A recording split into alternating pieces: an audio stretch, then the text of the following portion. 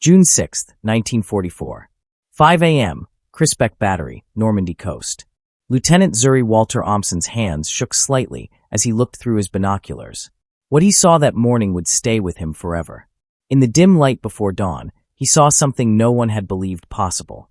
The English Channel, once thought to be the Reich's safest barrier, had turned into a sea of steel. From one horizon to the other, an endless armada filled the water, dark shapes merging into one massive wave of destruction coming straight for them. The invasion force was unbelievable. 6,939 ships, including 1,213 warships, 4,126 landing craft, 736 support vessels, and 864 merchant ships, all crewed by over 195,000 naval personnel from 8 allied nations filled that steel armada. At 5:52 a.m., Omsen's battery received the order to open fire. 3 minutes later, at 5:55 a.m., the first shells from his 210mm Czech-made Skoda cannons arched toward the invasion fleet, tiny drops of water thrown at an approaching tsunami. His guns soon targeted the U.S. cruisers USS Tuscaloosa and USS Quincy and the battleship USS Nevada. By 6:30 a.m., his battery scored its first and only major hit. The USS Corey, the only American destroyer lost on D-Day. From his concrete observation post atop the Crisbeck Battery, the 32-year-old naval officer had become the first German defender to see and fire upon the Allied invasion of Fortress Europe. But what Omsen saw through his Zeiss rangefinder that morning wasn't just an invasion fleet. It was living proof of something Nazi propaganda swore could never exist: the sheer industrial power of the Allied world. The mathematics of defeat were moving toward him at 8 knots. The transformation had begun. Within hours, German officers all across Normandy would witness the full force of Allied industrial power, a display so overwhelming it would destroy every belief they held about their enemy's strength and mark the beginning of the end for Hitler's 1,000-year Reich. The night of June 5th had already brought troubling signs. At Army Group B headquarters in La Roche-Guyon, 50 miles from the coast, Lieutenant General Hans Speidel, Chief of Staff to Field Marshal Erwin Rommel since April 15, 1944, watched a stream of alarming reports pour in. Rommel himself was back in Germany, celebrating his wife's birthday, certain that bad weather made any invasion impossible. But at 1:20 a.m., the 7th Army reported massive parachute drops across Normandy. Thousands of Allied paratroopers, over 13,000 men from the 82nd and 101st Airborne Divisions, were landing behind German lines, carried by Douglas C-47 Skytrans. From his headquarters in St. Lo, General d'Artillerie Erich Marx, commander of the 84th Corps, understood immediately what it meant. The invasion had begun. A veteran of the Eastern Front who had lost a leg at Stalingrad, Marx had the kind of sharp battlefield instinct that only years of brutal combat could forge. But even Marx, one of the Wehrmacht's most experienced commanders, couldn't begin to imagine the scale of what was coming. The Germans had prepared for an invasion. They hadn't prepared for an industrial avalanche that would crush them under the sheer weight of Allied power. Vice Admiral Friedrich Ruge, appointed as naval advisor to Rommel in November 1943, had spent months inspecting the coastal defenses. Born into a naval family in 1894, Ruge understood maritime warfare better than any German officer in France. He had begged for more mines, more obstacles, more guns. But later, in his memoir Rommel in Normandy, he admitted the painful truth. We were preparing to fight the last war. They were bringing the next one. The German High Command had convinced itself that the Allies could launch an invasion with maybe 20 divisions and around 3,000 ships. Their estimates came from their own limits, their shrinking resources, their exhausted industry, their years of fighting on too many fronts. But as dawn broke over the Normandy coast on June 6, 1944, German lookouts from Cherbourg to Le Havre began reporting the unthinkable. Not hundreds of ships, thousands. Not a diversion or a raid, but the largest amphibious invasion in human history.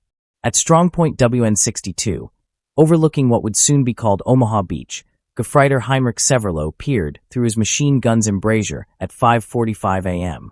The 20-year-old farm boy from Metzingen had never seen the ocean before arriving in Normandy. Now he couldn't see the ocean at all, only steel. Ships everywhere, Severloh later wrote in his memoir. Big ships, small ships, flat-bottomed ships, destroyers darting back and forth like sheepdogs. The horizon was gone. I tried to count, but gave up after 100. There were thousands. Across the 50-mile invasion front, German officers and soldiers came to the same shocking realization. They weren't just outnumbered, they were outclassed by an entirely different scale of power. At 5:30 a.m., the naval bombardment began.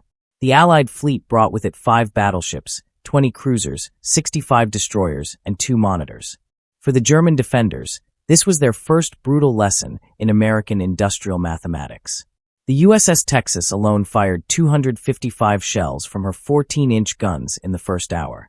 Each shell weighed 1,400 pounds, meaning in just 60 minutes, one ship unleashed 178 tons of explosives, more than what many German artillery regiments had in total ammunition reserves.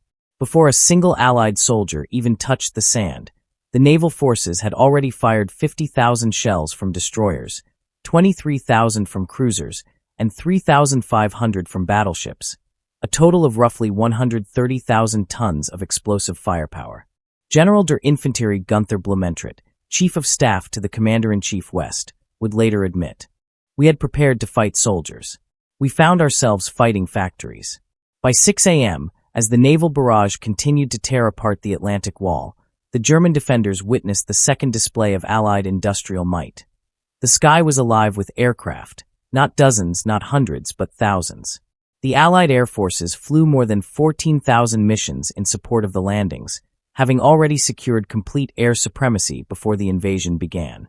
The Luftwaffe, by contrast, had barely 300 operational aircraft across all of France. On D-Day, they managed 319 sorties. The Allies flew 14,674. For every German plane in the air, there were 46 Allied aircraft. The math wasn't just bad, it was hopeless. Major Joseph Priller, commanding Jagdgeschwader 26, led the only German air attack on the invasion beaches that morning. With just his wingman, Heinz Wudersick, he made a single strafing run over Sword Beach before being chased off by swarms of Allied fighters. This brief, almost suicidal attack, recorded in countless historical accounts, perfectly captured the powerlessness of German air power that day. Yet despite the storm of firepower above and around them, some German defenders still believed they could hold. At Omaha Beach, the 352nd Infantry Division occupied perfect defensive ground. Concrete bunkers high on the bluffs, machine guns covering every angle. When the first waves of American infantry from the 1st and 29th Divisions came ashore, they walked straight into a massacre. From the moment the Americans landed at 6:30 a.m., the beaches exploded with machine gun fire from German resistance nests. Heinrich Severloh, manning an MG-42 at Widerstandsnest 62, fired over 12,000 rounds that morning, a fact he later confirmed himself. He watched American soldiers fall by the dozens, then by the hundreds. Bodies floated in the surf. The sand turned red with blood. For a brief, terrible moment, it looked as if the Atlantic Wall might actually hold. Then the destroyers came. At around 8 a.m., with the situation at Omaha Beach on the brink of collapse and General Omar Bradley even considering evacuation, something extraordinary happened. The American destroyers, defying orders and ignoring the danger of mines and shallow water, pushed into within 1,000 yards of the beach, point-blank range for their guns. The USS McCook, USS Carmack, USS Doyle, and USS Frankfurt turned their 5-inch guns on the German strongpoints. At that range, they couldn't miss. This daring move, recorded in naval reports, became the turning point that shattered the German defenses at Omaha. And it was in that moment that German officers finally grasped what American industrial power truly meant. It wasn't just about how many ships they had. It was about the will to risk them, to use even massive warships as expendable weapons to win the fight. The destroyer USS Corey was lost, but almost instantly, others took her place. For the Kriegsmarine, ships were precious, irreplaceable assets. For America, they were tools, and America had thousands more. As the morning went on, German observers saw something that defied everything they thought they knew about amphibious warfare. The landing craft just kept coming, wave after wave, hour after hour, an endless conveyor belt of men, machines, and supplies flowing from sea to shore. The variety of specialized vessels stunned them. Landing craft tanks, LCTs, unloaded 30-ton Sherman tanks directly onto the beaches. Landing ship tanks, LSTs, giant vessels over 328 feet long, beached themselves and opened their bow doors to release entire tank companies.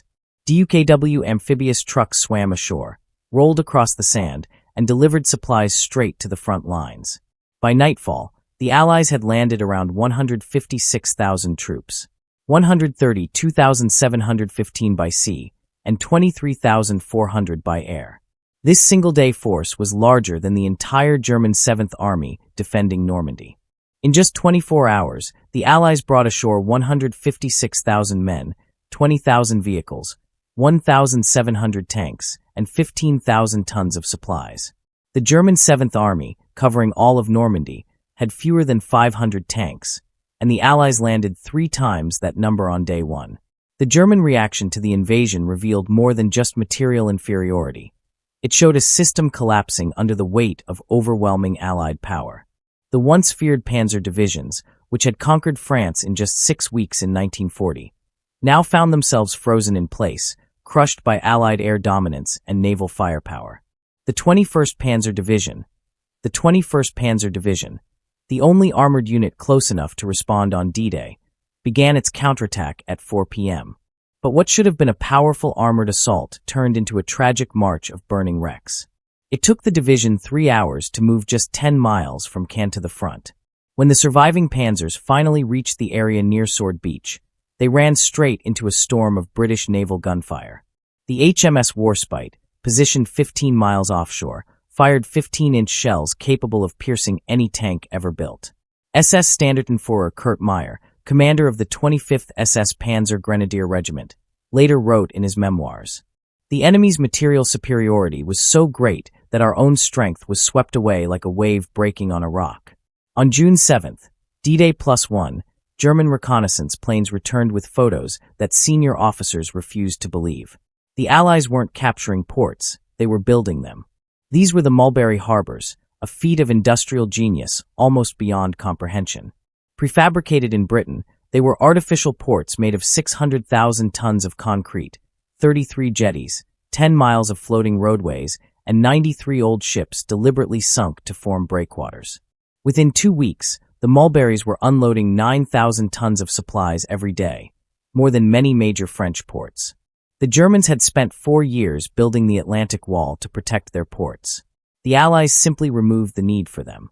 As June 1944 unfolded, German commanders slowly realized the full extent of their intelligence disaster.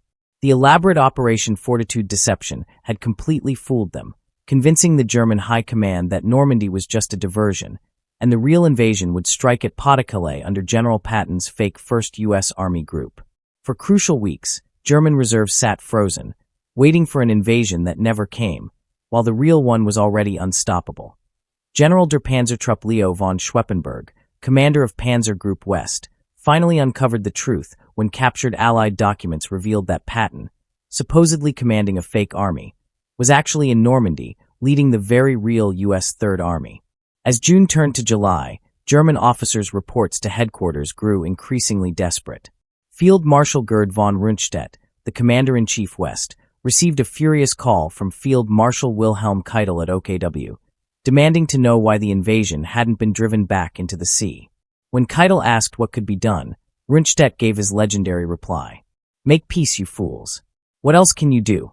For speaking that truth, Rundstedt was immediately relieved of command. On June 17th, Field Marshal Erwin Rommel met with Hitler at Margeville, France. According to documented accounts, Rommel laid out cold, undeniable facts. Allied air supremacy, German divisions reduced to 30% strength, and daylight movement made impossible by constant naval bombardment. Hitler's reaction was chillingly predictable. He forbade any retreat and demanded fanatical resistance, refusing to accept the reality that the war in the West was already lost. Rommel left that meeting knowing the truth: Germany was doomed. Within a month, he would be implicated in the July 20th assassination plot against Hitler and forced to take his own life. His chief of staff, Hans Speidel, who survived the war, later wrote in Invasion 1944, Rommel and the Normandy Campaign, "We were not defeated by better soldiers or superior strategy. We were buried under an avalanche of material. The battle for Caen proved the hopelessness of resisting Allied industrial power." On July 7th, 467 RAF heavy bombers dropped 2,500 tons of bombs Onken in just 40 minutes, more explosive force than the entire Luftwaffe had left in France. The 12th SS Panzer Division, Hitlerjugend, one of Germany's elite units, entered the Normandy battle with 20,540 men and 150 tanks. After 6 weeks, it had only 300 men left and no tanks, losing 8,000 soldiers in the Falaise pocket alone. Then came Operation Cobra, the American breakout from Normandy on July 25th, the final, devastating proof of Allied dominance. 1,500 heavy bombers, 380 medium bombers, and 550 fighter bombers unleashed 3,300 tons of bombs on a target area just 6,000 by 2,200 yards wide. General Lieutenant Fritz Bayerlein, commanding the Panzerlehr Division directly beneath the bombardment, sent a chilling report. "My division has been annihilated. We are not fighting an army. We are fighting an industrial complex." The Panzerlehr Division, which entered Normandy with 190 tanks and 16,000 men, simply ceased to exist. Of the 3,000 soldiers caught in the bombing zone, 1,000 died instantly, 1,000 were wounded, and the rest were so mentally shattered they couldn't fight. The operation also saw tragic friendly fire. 111 Americans killed and 490 wounded, including Lieutenant General Leslie J. McNair, the highest-ranking U.S. officer killed in action in Europe. But even that loss couldn't stop the momentum of victory. From August 12th to 21st, 1944, the Falaise pocket became a graveyard for German forces in Normandy. The numbers were devastating. 10,000 to 15,000 Germans killed, 40,000 to 50,000 captured, 344 tanks and self-propelled guns destroyed, 2,447 vehicles abandoned, and 252 artillery pieces lost. Around 20,000 to 50,000 managed to escape, but only as broken fragments, not fighting armies. The German High Command began to realize they weren't fighting a normal war anymore. They were facing an industrial equation. The 1944 production numbers told the truth. German production, 1944. Aircraft, 39,807. Tanks, peak month 1,854. Military trucks, 68,000. American production, 1944. Aircraft, 96,000. Tanks, 29,000. Military trucks, 650,000. And that didn't even count British, Canadian, or Soviet production. Germany was fighting the combined industrial might of the world, with the output of a medium-sized nation crippled further by relentless bombing. In total, American wartime production reached 297,000 aircraft, 193,000 artillery pieces, 86,000 tanks, 2 million army trucks, and 41 billion rounds of ammunition. After the war, General Franz Halder, former German Chief of Staff, summed it up plainly. By 1944, the Allied advantage in war production was about 5-1. In some areas, like truck production, the ratio wasn't 5-1, it was 10-1. We weren't just defeated, we were mathematically eliminated. The German officers who survived Normandy came out psychologically changed. They hadn't just witnessed a military loss, but the collapse of everything Nazi ideology had taught them, the belief in German superiority and American weakness. The young officers, raised entirely under Nazism, felt it most deeply. They had been told Americans were soft, spoiled by comfort, too lazy to fight. But what they saw was the opposite. Americans used machines to do the hard work, radios to stay coordinated, had limitless ammunition for training, and unshakable confidence backed by endless resources. The result was devastating. The suicide rate among German officers rose sharply. Defeat was one thing, but seeing their entire worldview proven false was something else entirely. Beyond numbers, they faced a technology gap that showed just how far Germany had fallen behind. Proximity fuses turned anti-aircraft fire into deadly precision. Radar-guided naval guns could hit targets miles inland with first-shot accuracy. WWII amphibious trucks handled logistics problems the Germans couldn't even imagine solving. What struck German officers most were the specialized Allied vehicles. Hobart's Funnies, modified tanks that cleared mines, built bridges, and crushed bunkers. They showed that the Allies solved problems not with blood, but with engineering. Throughout the Normandy campaign, German officers developed a special kind of fear, the fear of naval gunfire.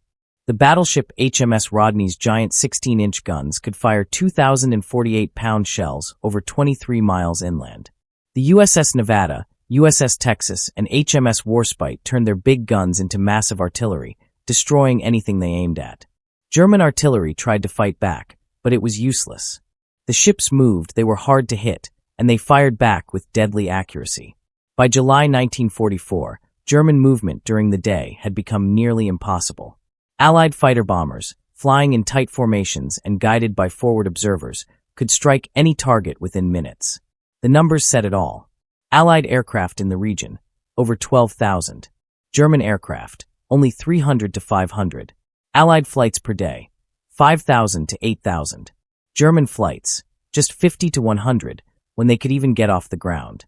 The final Normandy campaign statistics told the story of industrial warfare and Allied dominance. June 6 to August 30, 1944. Personnel landed, 2,052,299. Vehicles landed, 438,471. Supplies landed, 3,898,259 tons. Aircraft sorties, over 480,000. German losses were staggering. Killed, 240,000. Captured, 200,000. Tanks and assault guns lost, 2,200. Divisions destroyed, more than 40. In 1954, 10 years after D-Day, the surviving German officers met in Bonn for a private symposium on the Normandy campaign. General der Infanterie Gunther Blumentritt, who had served as chief of staff to both Rundstedt and Kluge, delivered the keynote address that we learned in Normandy that war had completely changed. It was no longer just armies fighting armies. It was economies fighting economies. We counted divisions, but they counted factories.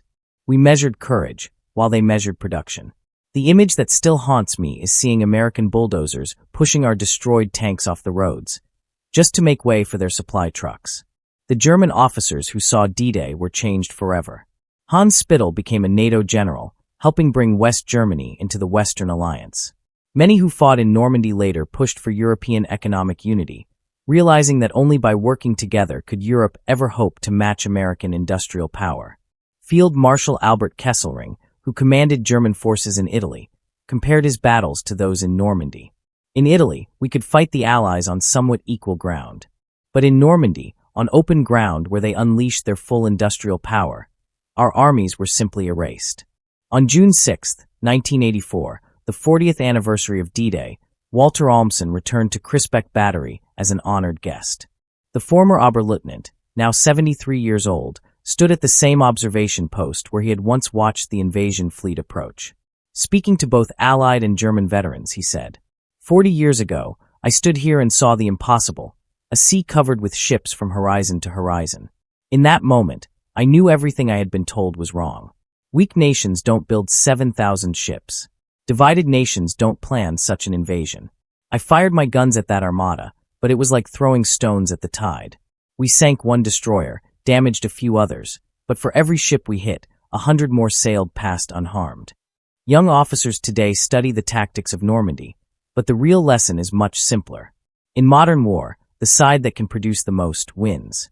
We learned that industrial power is military power. The sea of ships I saw that morning wasn't just an invasion fleet. It was America's factories, assembly lines, and workers made visible on the water. The German officers who watched nearly 7,000 Allied ships approach on D-Day saw more than just a battle. They saw the future of warfare, where industrial strength would outweigh everything else. That impossible armada, stretching from horizon to horizon, became a symbol of democracy's hidden power. Industry turned into force, on a scale that made old ideas of valor and strategy almost meaningless. We had prepared for war, but what we met was America's full industrial power. In that moment, every German officer understood. The war we knew had ended, and something new had begun. It wasn't a military defeat, it was a mathematical one. Not a failure of courage, but a failure of capacity. Not a tactical mistake, but a shortage of trucks, planes, and ships. That truth was written in steel across the English Channel on June 6, 1944. When nearly 7,000 ships announced that American industrial power had arrived in Europe, and nothing would ever be the same again.